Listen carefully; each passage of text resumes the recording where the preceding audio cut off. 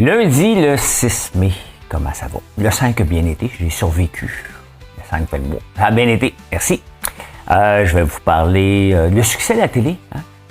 Il y a quelqu'un derrière les archives de Radio-Canada qui doit être pas mal fier de son coup.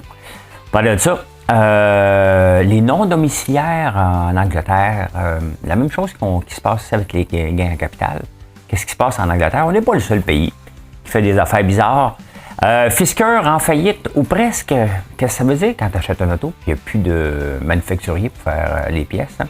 Bernard Arnault, Louis Vuitton, il poursuit Visa et Mastercard. On suit la journée dans la presse dimanche. Il montre un facteur, la journée d'un facteur. Je vais vous parler de ça. Les gens négatifs comme les professeurs ou les infirmières, syndicats surtout, qu'est-ce que ça fait pour l'industrie? Et finalement, Emily Blunt a le goût de vomir après avoir embrassé. Hein, vous ne s'attendiez pas à ça ce matin, hein?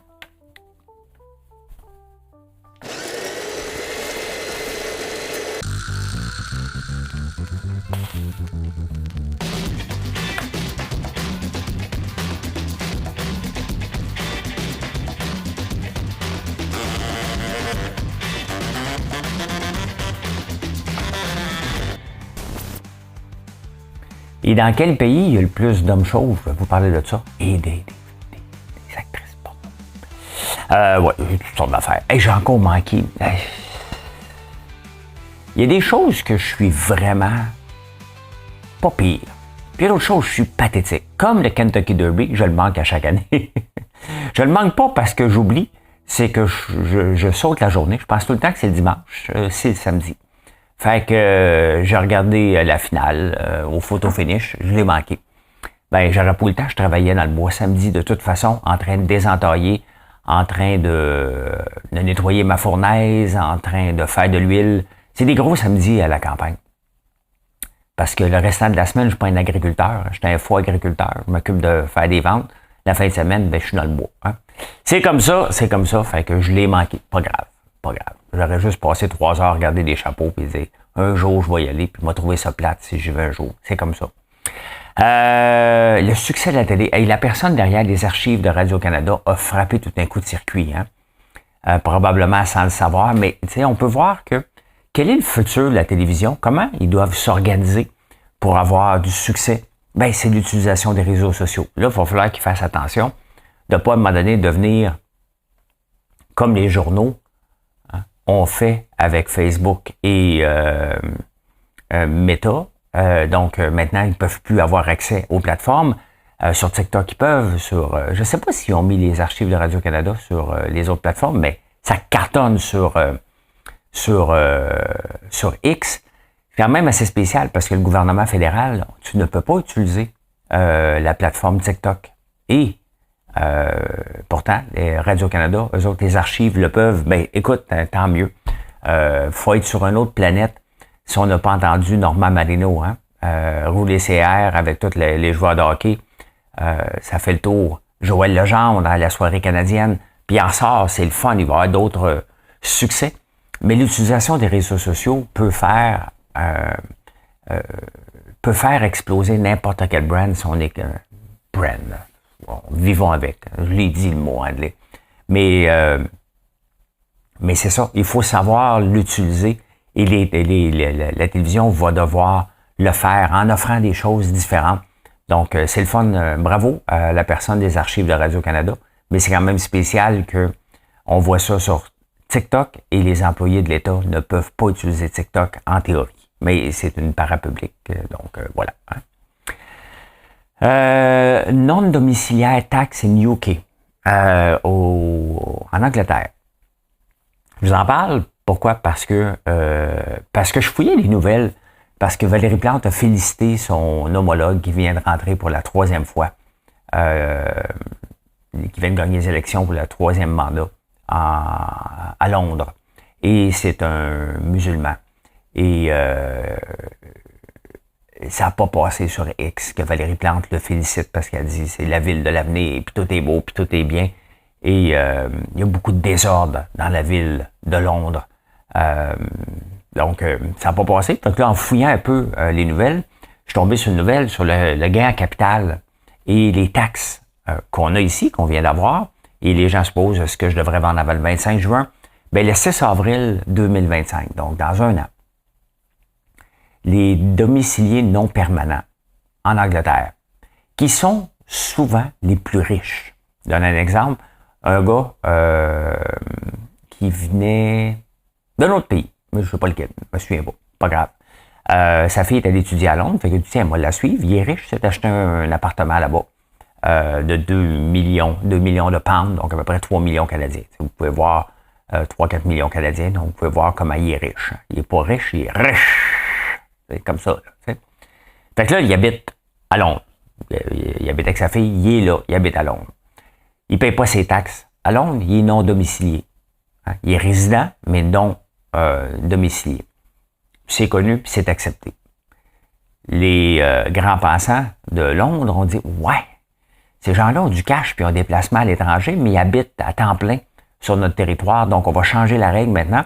Donc, dès que tu habites, comme dans ce statut-là, donc tu vas payer maintenant tes taxes sur tous tes autres placements à l'extérieur de Londres. Mais qu'est-ce qui se passe? Ces gens-là s'en vont en Suisse, en Italie ou en Espagne. Donc, ils sont en train de perdre des riches, puis ils vont en perdre à cause de ça. Donc, Londres l'a déjà fait, la France l'a déjà fait, et ça n'a jamais été payant. Donc, des fois, là, les gens dans les bureaux vont dire, ah, regardez, ils sont riches, on va aller les chercher, mais ils se poussent. Ils vont me dire, c'est pas correct. Ah, mais c'est comme ça. C'est comme ça. Il faut que les règles, c'est comme ça. C'est ce que je vous dis. Je ne suis pas dans cette catégorie-là. Je voyage pas, puis je ne me déplace pas en fonction de sauver de l'argent. J'en ai pas assez pour ça. Donc, voilà. Mais regardez, on va voir ce qui va se passer, mais on va en parler en 2025, en 2026. Il va être encore là. Il devrait être encore là. Hein? Ah, vous allez m'écouter encore. D'ailleurs, avez-vous fait un like? Un commentaire? Vous êtes-vous abonné? C'est le temps. C'était la grande messe à Omaha. Omaha, c'est Warren Buffett qui habite là-bas. Et sans aller dans les détails, il a répondu à quelques questions. Warren Buffett, sa femme est décédée en 2004. Il a rencontré une nouvelle femme en 2006. C'est marié. Ça se marie, ce monde-là. Et bon, il a 93 ans. Elle en a 78. À peu près l'équivalent de Marilyn puis moi. Là. Hey cheap. Hey cheap, la madame. Ouais. Elle a déjà pété une coche parce qu'il y avait un café en vente à 4 piastres. C'est sûr qu'elle va pas chez Starbucks. Hein. Donc, dans un restaurant. Puis elle dit, voyons, 4 piastres pour un café, je suis capable d'acheter une livre à ce prix-là.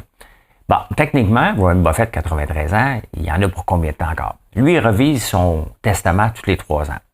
Donc, il refait son testament. Et là, il a dit à sa femme, il partage ce qu'il a. Donc, dans son testament, il a dit à sa femme, si je meurs, tu vas investir 10% dans des obligations du gouvernement et l'autre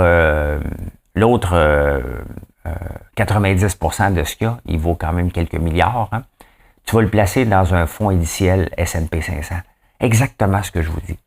Là, au lieu d'essayer de battre le marché ou essayer de battre Berkshire Hathaway qui a eu une belle raide dans les 60 dernières années. Est-ce que ça va continuer après? Peut-être. Mais il reste que essayer de battre le S&P 500, c'est toujours l'objectif des gérants de managers, investment managers. Parce que je lis tellement les mots, les finances en anglais. Il n'y a pas grand-chose souvent, je vais voir lesaffaires.com, mais il n'y a pas grand-chose. Donc, la plupart des nouvelles sont en anglais. Le Journal de Montréal n'en parle pas. Fait que des fois, à l'heure que j'enregistre tôt le matin, j'en oublie des petits mots en français. Je m'excuse. Et pourtant, j'ai un foutu accent en anglais. Là. Je suis un francophone. Faites-vous en pas. Bon, faire attention. Et donc, d'investir 90% dans les S&P 500. C'est exactement ce que je fais avec le ZSP de la Banque de Montréal. L'autre chose qu'il dit, puis là, ça va être intéressant à voir dans la prochaine année, il considère faire un investissement au Canada. Dans quoi? Hein? À suivre. Au Canada. Donc, le monde va dire, il s'en vient. D'après moi, irais-tu dans le pétrole? Ils sont assez surévalués. Il y a quelqu'un qui me faisait remarquer, ben merci pour ça, que Warren Buffett investit souvent dans des duopoles, des presque monopoles, donc dans des grandes entreprises qui sont dévaluées, mais qui ont peu de compétition aussi. Donc, ben voilà. Hein? Ça va au Québec.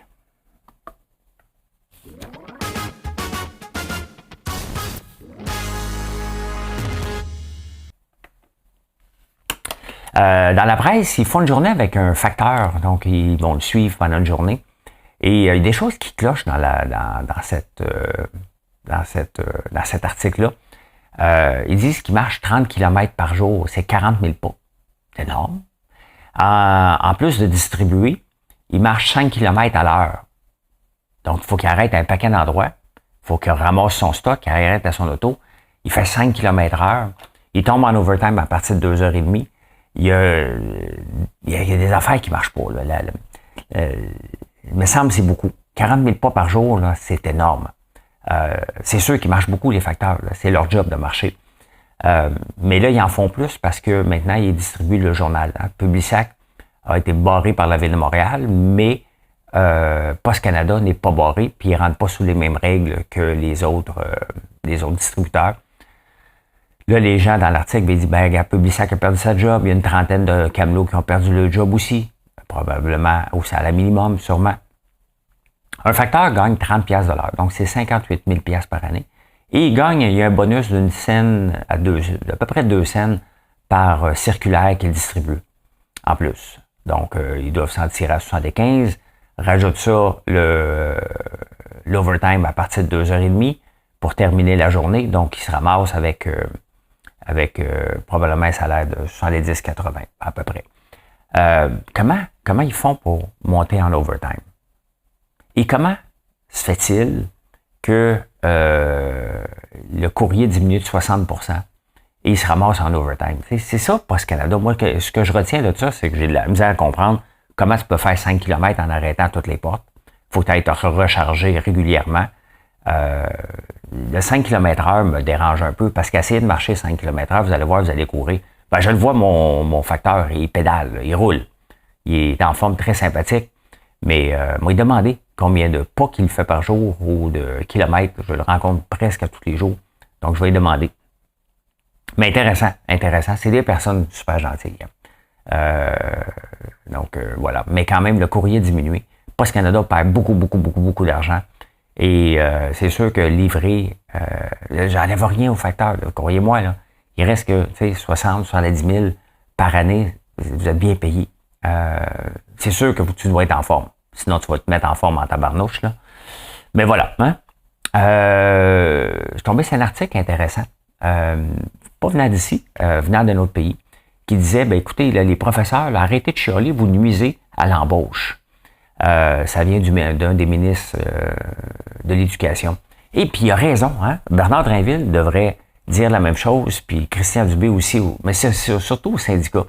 Que les gens se plaignent de leur job, ils en font trop, c'est presque normal.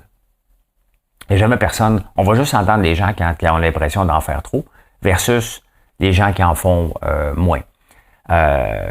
Puis ils disent, ben, écoute, c'est sûr que si tu chiales tout le temps contre la job, tu vas toujours être en pénurie parce que les gens ne viendront pas travailler. Tu sais, c'est ça aussi, les syndicats broient pour en avoir plus de ressources. Ce faisant, ils se nuisent pour l'embauche. Il y a ça aussi, c'est pas juste qu'il y a eu des gels d'embauche pour être en pénurie. Ils font peur au monde. Moi, je les écoute parler, là, je fais comme tabarnane. M'a corrigé les devoirs jusqu'à 8h le soir. M'a travaillé comme un fou dans un environnement qui est négatif en plus, ça me tente pas d'aller là.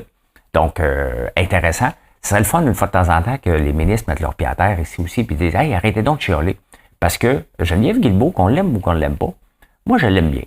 Elle met son pied à terre puis elle nomme les choses. Hein? Puis elle a dit exactement, avec le RTM, l'Agence régionale de transport de Montréal, elle dit là, j'ai assez fait de réunions, là, hein, passez à l'action. Donc, il revient avec un autre PowerPoint, puis on regarde. Ça, c'est le syndrome des meetings où il y a tellement de monde, il envoie un email à tous et personne ne répond. Même moi, dans mon entreprise, des fois, le dimanche, j'envoie un email. OK, à la savonnerie, il faut faire ça, telle affaire, et personne ne répond. Si je veux que quelque chose arrive, je texte une seule personne, j'écris une seule personne. Daniel, j'ai besoin de ça. Hein? Geneviève, j'ai besoin de ça. Pas mal plus simple. Ben, c'est ça que Geneviève Guilbeault a dit. Donc, à un moment donné, on veut des ministres qui se portent debout. Bernard Drinville ne se porte pas debout. Christian Dubé marche sur des œufs. On va voir avec Geneviève Biron. Hey, en parlant de Geneviève Biron, je fais mon patinage, là. Ben, riche, là. On s'entend, là. Puis on a vu les souliers de Louboutin, de Dansereau. Lise Hélène Dansereau, la ministre de l'Habitation, Geneviève Biron apporte une ceinture Louis Vuitton. Ben, le droit est au privé. Puis, c'est ça. Je voulais juste vous le dire parce que dans la presse, on voit le gros V. Donc, c'est pas un V victoire, là. Mindset, non, c'est vraiment Louis Vuitton. Hein?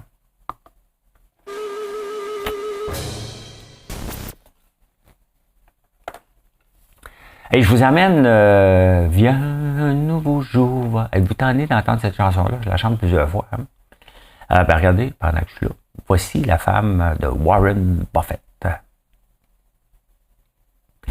C'est elle, la femme de Warren Buffett. Astrid Buffett, the wife of billionaire investor Warren Buffett, was overheard complaining about having to pay $4 for a coffee. Voilà. Hein? Le 6 mai 1931, on regarde quoi? La porte extérieure de la voûte. Cette porte étant ouverte, on voit les deux autres portes métalliques internes protégeant coffrets et compartiments. Cette nouvelle voûte peut résister à tout assaut pendant 24 heures. Hein? Donc, il y a quelqu'un qui peut bûcher dessus pendant 24 heures pour avoir résisté. C'était drôle, les articles. Hein? Mais ce qui est intéressant, c'est qu'il y a une grosse faute. Hein? Pendant, PEN-DANS, ils l'ont mis sur 2 lignes qui... Techniquement, je ne pense pas qu'un mot se met sur 2 lignes, mais je ne suis pas certain, mais pendant prend un T et non un S. Hein. L'ouverture des coffrets. La voûte de sûreté que la ville vient de faire installer à la trésorerie municipale, où l'on met sous clé les valeurs de toutes sortes et les sommes perçues après l'heure de fermeture des banques. Fermeture de bonne heure des banques. Hein? Donc voilà. L'autre affaire, la taxe spéciale serait cette année d'$1 par $1000 d'évaluation foncière. Une diminution sensible sur l'année précédente alors que la taxe fut fixée à $1,60. La ville, à ce moment-là, elle peut aller jusqu'à... cette taxe spéciale représente non seulement l'excédent de la taxe de 5$, la verge carrée sur des pavages, mais aussi l'excédent d'un an d'intérêt. Donc, il peut avoir une taxe. Et en même temps, à la ville, tu as besoin d'une carte d'identité avec photo. Comme on pouvait le prévoir, il y a maintenant encombrement aux ateliers photographiques de la ville, les personnes ayant renouvelé des permis ou privilèges ayant négligé de se faire photographier. Donc, pour avoir un permis de construire, il fallait que tu aies une photo. Essayez ça en 2024, pour le fun. Je me vois, as-tu ta photo? Hein? Bon, on demande des pièces d'identité, là, mais là, voilà. Hein? Demander à ton permis, il fallait que tu le fasses. Il y avait une date limite qui n'a pas été faite.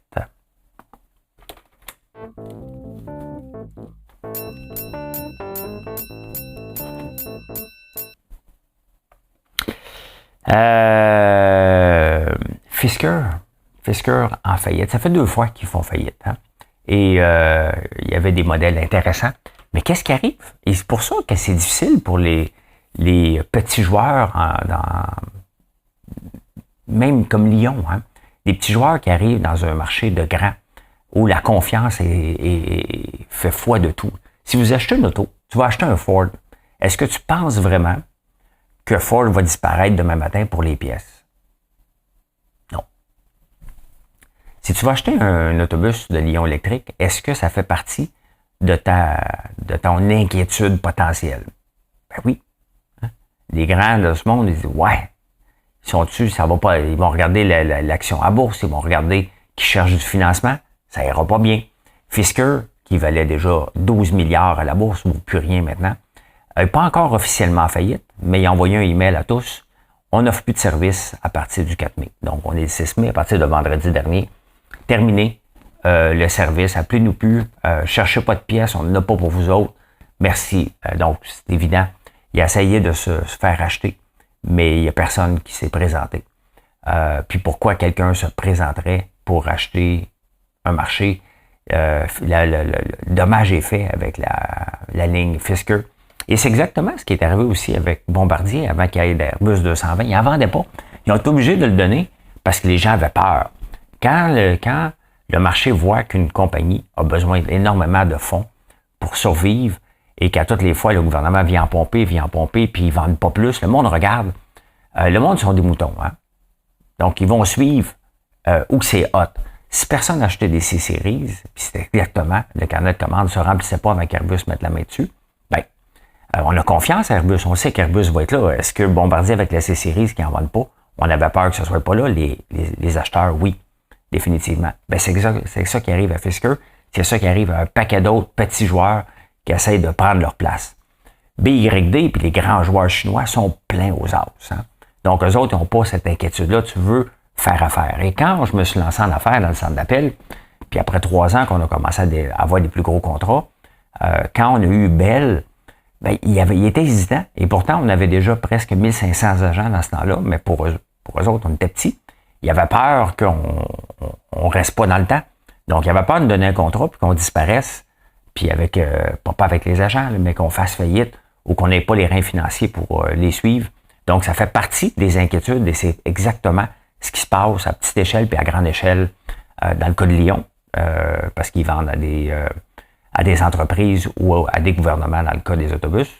Et l'autre, ben, c'est des particuliers. Donc, voilà. Hein? Bernard Arnault, l'homme le plus riche du monde, en tout cas, ça varie dépendamment de l'action, de Louis Vuitton, a décidé de poursuivre Visa et Mastercard parce qu'ils prennent trop de marge. Visa et Mastercard prennent à peu près 0,3, puis lorsqu'on fait des 3%, et lorsqu'on fait des transactions au débit, 0,2%. À un moment donné, il va falloir uniformiser ça. Pourquoi qu'on paierait plus cher pour une carte de crédit versus une carte de débit? On s'entend maintenant que ce sont des opérations automatisées, pas comme avant, où probablement il y avait quelqu'un qui faisait la compensation à la main. On remplissait des petits papiers, fallait vérifier tout ça. Pas la même chose du tout, là. Hein? Il fallait appeler avant. Je me souviens quand je travaillais chez Yellow, il fallait appeler pour une autorisation de carte de crédit, puis avoir un code de numéro. Donc, à chaque transaction, on appelait. C'était énorme, là. Maintenant, ça se fait tout automatique, donc il n'y a plus de raison de maintenir des frais aussi élevés. On va voir s'il est assez pesant. C'est pas le premier qui essaie de faire briser ça. Puis regardez, des entreprises comme Neuville ici au Québec, qui est mondiale, mais qui est basée ici à Montréal, ben il existe justement pour faire réduire les coûts. Eux autres, ils achètent probablement, ils ont des deals avec Visa Mastercard que le petit commerçant n'est pas capable d'avoir. On s'entend que le petit commerçant, Louis Vuitton, ne fait pas partie, là. Mais intéressant, on va voir ce que ça va donner. Hein. Peut-on faire confiance au capital de risque? Hein? Comment ça se fait qu'ils se trompent aussi souvent? Et l'affaire que les capitals de risque, c'est un peu la même chose, ce sont des moutons. Quand ils se trompent tous la même gang en même temps. C'est sûr que lorsqu'on fait du capital de risque, lorsqu'on investit dans des entreprises qui ne sont pas à la bourse, ben on va se casser la gueule littéralement 7 fois sur 10. Totalement. Il y a 2 fois que ça va être popé, puis une fois de temps en temps, tu vas avoir un court-circuit. C'est comme ça. Mais l'affaire, c'est qu'ils se trompent tous en groupe. Regardez, ils ont tous investi à un moment donné des capitals de risque dans Beyond Meat et dans les remplacements de viande. Quand tout est parti là-dessus, ça fait des grandes valorisations. Après ça, ils sont tous partis vers les autos électriques. Après ça, ils sont tous partis sur WeWork et tout ça. Donc, comment se fait-il que ces gens-là ne sont pas capables? Un peu comme là, on est dans la batterie. Donc, les gouvernements à travers le monde investissent dans les Nordvolt de ce monde en pensant que ça va être la façon de faire et que tout le monde va faire bien de l'argent. Même Fitzgibbon, il dit, ils vont aller en bourse, on va récupérer notre argent, merci, bonsoir. Ça n'arrivera pas de même. Là. Ça n'arrivera pas de même. Donc, comment ça se fait? Hein? Ben, parce qu'il n'a pas du gain. Ils ne veulent pas manquer de next big thing. Warren Buffett, dans l'autre sens, lui, il dit, moi, si je comprends pas quelque chose, je passe. Et il n'y a rien de mal à passer, même si c'est hot. Il faut le comprendre. Il faut qu'on comprenne nos investissements. Ce que les capitals de risque ne font pas tout le temps. Ils cherchent vraiment le coup de circuit, parce qu'ils ont besoin d'en avoir un. Mais à la recherche du coup de circuit, c'est peut-être pour ça qu'on se trompe 7 fois sur 10. On ne va pas investir dans quelque chose qui est stable. On cherche le coup de circuit, puis on se casse la gueule trop souvent. Pas moi, je suis plus là-dedans. Mais oui, quand j'étais au Dragon, je me suis cassé les dents. J'ai eu un bon coup de circuit, une pas pire, puis les 3 autres ont fait faillite rapidement. Hein? Les Chinois, puis l'or, hein? L'or va bien. L'or va très bien, mais il y a une raison. Il y a une raison derrière tout ça. Ce sont les Chinois qui en achètent beaucoup d'or. Et ils achètent, entre autres, ça c'est ça c'est pour tantôt. Bon, l'or, Elle vaut en ce moment, elle a monté presque à 2400, mais regardez la montée depuis le mois de novembre. Et ce qui arrive, c'est que les Chinois achètent des beans, un peu comme des cafés, des grains de café, d'or. Donc, ils ont, pour permettre, c'est la génération Z qui achète ça. Ils ont été sur TikTok, ils ont été très actifs sur les réseaux sociaux. Donc, les Chinois se sont mis à acheter ça comme valeur refuge parce que l'investissement immobilier ne va pas bien en Chine. La bourse a mangé toute une volée. Donc, ceux qui ont de l'argent se disent, ben, écoute, je vais acheter de l'or. Et c'est de la spéculation. Donc, au lieu d'acheter un once, ils achètent des beans à 83 $, à peu près l'équivalent, c'est un once. Au lieu d'acheter une barre de 1000 onces, 1 kilo. Donc, ils achètent un once pour 83 $. Donc, et c'est pour ça. Si tout le monde en achète un petit peu des petites beans, on peut voir, hein, c'est du marketing à la fin, que juste en changeant une façon, souvent, un marché peut exploser. Je me plaindrai pas. J'essaie de récupérer mon investissement dans Barrick Gold, qui va pas bien. C'est quand même pathétique, cette compagnie-là. Je me dis un jour, je suis loin de récupérer mon argent. Elle va peut-être réexploser parce que malgré la montée du cuivre, malgré la montée de l'or, cette compagnie-là devrait exploser, mais bon, c'est pas tout. Voyons, Gold. Si on regarde sur 5 ans, elle a monté à un moment donné, ici jusqu'à 30 en 2020. Et depuis ce temps-là, ben, ça ne fait que descendre, alors que si on regarde sur 5 ans, le coût de l'or sur 5 ans, ben, regardez, il est passé de 1200 à 2300, il a doublé. Et Barrick Gold n'est pas capable d'en retirer des bénéfices. C'est assez pathétique. Si on regarde le cuivre, More, copper.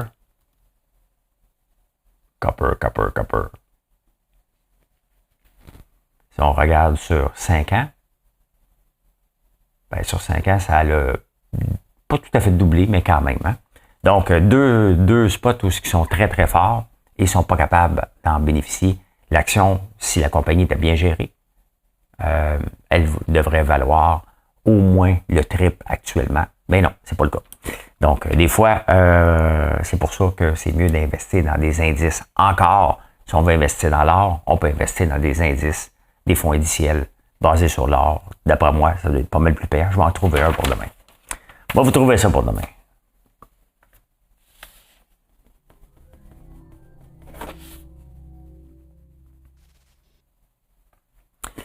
Ben, écoute, dans quel pays on trouve le plus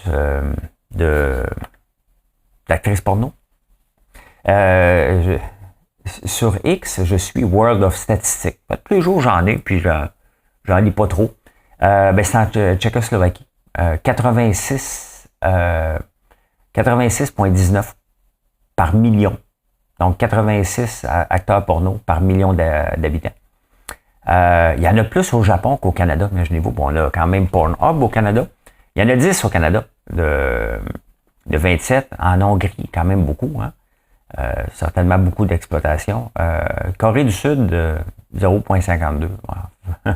Déjà surprenant qu'il y en ait. Fait que voilà. Quel autre pays? La France, 6. Ce que je suis vraiment surpris, c'est de voir le Japon avant le Canada. Écoute, je connais pas ma porn, ça a l'air. L'autre affaire, je suis tombé comme par hasard. Les hommes chauves en Tchécoslovaquie encore. D'après moi, ils ont tous répondu au chômage. Sont honnêtes en Tchécoslovaquie. 42% des gens sont chauves, quand même. Hein? Et au Canada, on n'est même pas là. Oui, 36% des gens sont chauves au Canada. Quand même, hein? Quand même. Et en terminant, Emily Blunt, la belle actrice, elle ressemble à quoi? Elle ressemble à quoi? Emily Blunt. Je la reconnaîtrais, je la verrais dans la rue, je pourrais pas dire c'est qui. Mais quand je la vois, je dis, oh, OK, ouais. Ben, c'est elle. Image. Une belle femme. Elle joue des rôles des fois. Elle joue des rôles des fois où elle doit embrasser. Hein, on se pose tout le temps la question, c'est-tu le fun d'embrasser? Ben, elle, faut qu'elle crée une chimie. Elle a dit, elle n'a pas nommé de nom, mais dans des films où elle a tourné, où il fallait qu'elle embrasse un gars, elle a souvent eu le goût de vomir après, tellement ça l'a dégueulé bien raide. Elle est honnête au moins. Fait que je suis pas sûr que ça a eu une couple de textos de certains anciens acteurs des A-Class, là, disant c'est avec moi, t'avais le goût de vomir, ma limeuse. Eh bien voilà, je peux dire ceci. Merci d'être ici. Je vous souhaite une excellente journée. J'espère que vous avez apprécié. Venez nous voir sur françoislambert.one et passez une très belle journée.